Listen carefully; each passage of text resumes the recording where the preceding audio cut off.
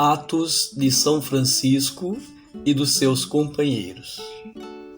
Da perfeita expropriação do Santo Frei Bernardo, seguindo a convocação de nosso Santíssimo Pai Francisco. Por isso, primeiro deve-se saber que o nosso bem-aventurado Pai Francisco, em todos os seus atos, foi conforme a Cristo, pois, como Cristo bendito, no princípio de sua pregação, tomou para si 12 apóstolos, que tudo deixaram. Assim, o bem-aventurado Francisco teve 12 companheiros eleitos, que escolheram a altíssima pobreza. E como um dos 12 apóstolos se enforcou, assim um dos 12 companheiros, de nome Frei João de Capela, também se enforcou. E do mesmo modo como aqueles santos apóstolos foram admiráveis para todo o mundo e cheios do Espírito Santo, assim também aqueles santíssimos companheiros de São Francisco foram homens de tanta santidade, que desde o tempo dos apóstolos o mundo não mais teve tais homens. Um deles foi arrebatado até o terceiro céu. Este foi Frei Egídio. Outro foi tocado por um anjo nos lábios, com um carvão ardente à semelhança de Isaías. Este foi Frei Felipe Longo. Um outro, o puríssimo Frei Silvestre, falava com Deus de amigo para amigo. Outro voava como águia até as luzes da sabedoria divina. Este foi o humilíssimo Frei Bernardo, que tornava clara as profundíssimas Escrituras. Outro ainda foi santificado pelo Senhor e canonizado no céu, enquanto ainda vivia neste mundo, como se fosse santificado no seio materno. Este foi Frei Rufino, nobre de Assis, homem fidelíssimo a Cristo. E assim todos brilharam com especial prerrogativa, como aparecerá mais adiante. Destes, o primeiro e o primogênito, tanto em prioridade de tempo quanto em privilégio de santidade, foi Frei Bernardo de Assis, que se converteu deste modo. São Francisco, ainda no hábito secular, já era todo desprezado e desesperado da expectativa do mundo, e, por causa da penitência, andava todo disforme e esquálido, a tal ponto de ser considerado por muitos um insano.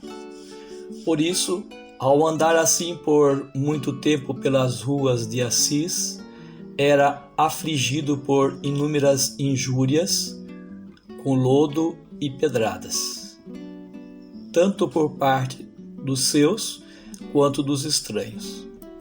Como, porém, estivesse temperado com sal divino, alicerçado e firmado na tranquilidade do Espírito Santo, transitava no meio de todos com grande paciência, com semblante alegre, como se fosse surdo e mudo.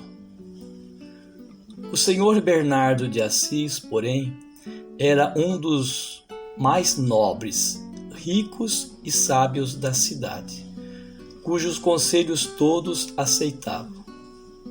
Ele, pois, começou a considerar sabiamente em São Francisco o tão elevado desprezo do mundo, a tanta constância nas injúrias e a tanta longanimidade em tolerá-las, que, assim, abominado e desprezado por todos, por quase 2 anos, parecia tornar-se sempre mais constante. Disse ele em seu coração: não pode ser, de modo algum, que este Francisco não tenha grande graça de Deus. E, inspirado por Deus, convidou Francisco para comer com ele à noite. Francisco aceitou humildemente o convite e comeu com ele aquela noite. O senhor Bernardo, porém, decidiu em seu coração explorar a santidade de São Francisco. Por isso, convidou-o a dormir aquela noite em sua casa. E São Francisco aceitou humildemente o convite. O senhor Bernardo, então, fez preparar uma cama em seu próprio quarto, no qual, à noite, ardia continuamente uma lâmpada. São Francisco, porém, logo que entrou no quarto, deitou-se imediatamente, mostrando que queria dormir. Era para esconder a graça divina que tinha. Mas o senhor Bernardo pôs em seu coração observá-lo secretamente à noite. Por isso, fez uso da seguinte astúcia. Enquanto descansava um pouco em seu catre, fingiu estar dormindo e roncar profundamente. Pensando Francisco que Bernardo estivesse dormindo, levantou-se da cama, voltou a face para o céu, as mãos e os olhos elevados para Deus, orava ardentemente, dizendo: meu Deus é tudo. Repetiu essa frase até o amanhecer. Desejava que Deus o levasse à perfeição, pois sabia que a fragilidade humana o impedia.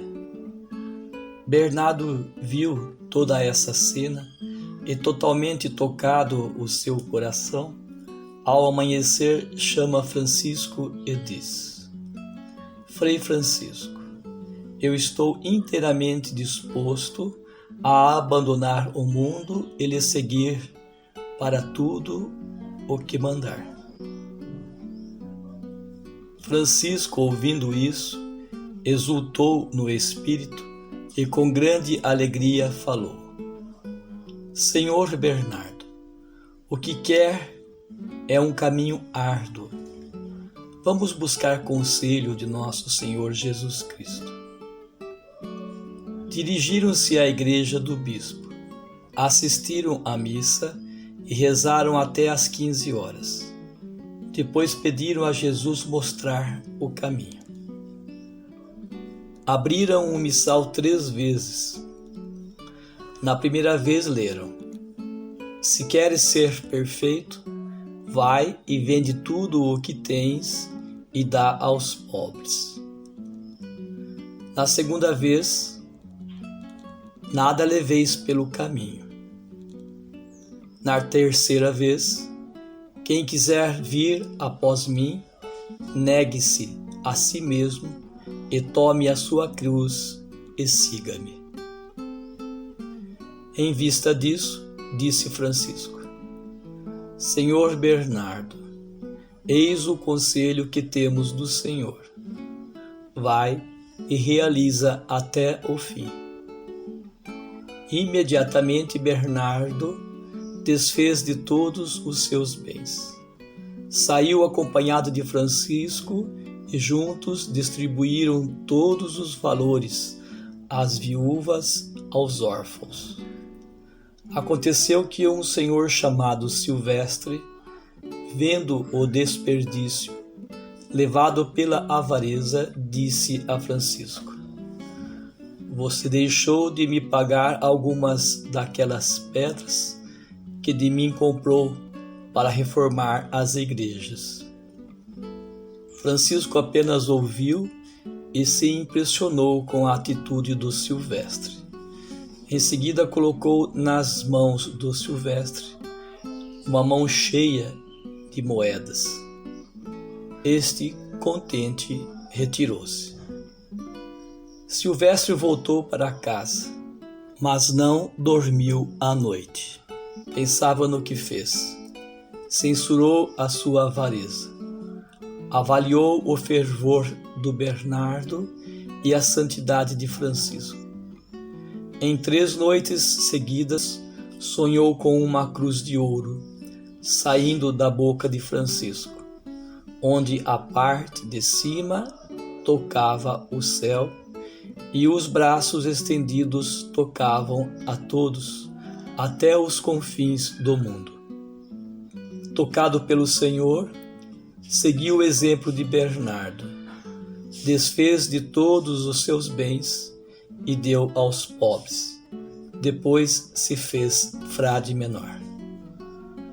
Interessante dizer que Francisco considerava Bernardo o fundador da ordem.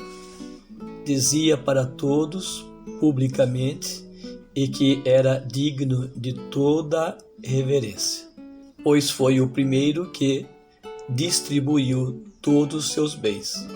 Começou a pobreza evangélica.